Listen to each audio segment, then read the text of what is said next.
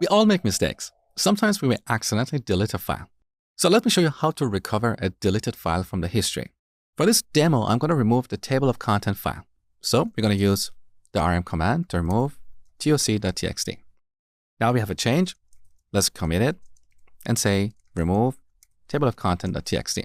Now this message is purely for this demo. In a real situation, the message is not going to indicate that we are deleting a file because that would happen accidentally.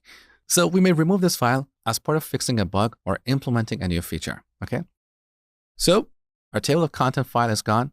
Now we need to find all the commits that have touched this file. So we run git log, one line, toc.txt. Now here we get this fatal error saying ambiguous argument table of content.txt.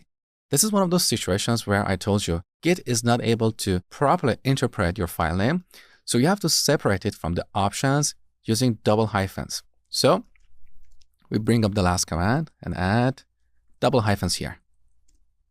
So here are all the commits that have touched this file. Obviously, the last commit is the one that has deleted this file because we don't have any further changes to that file after that commit.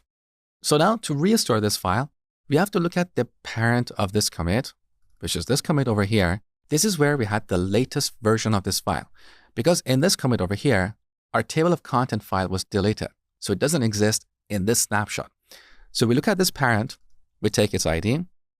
Now we're going to check out only the table of content file from this commit. So git checkout, commit, and then we add the path to our file. So our working directory is dirty. Let's run a short status. We have one new file that is also in the staging area. So let's commit it and say restore table of content.txt. This is how we can restore a deleted file.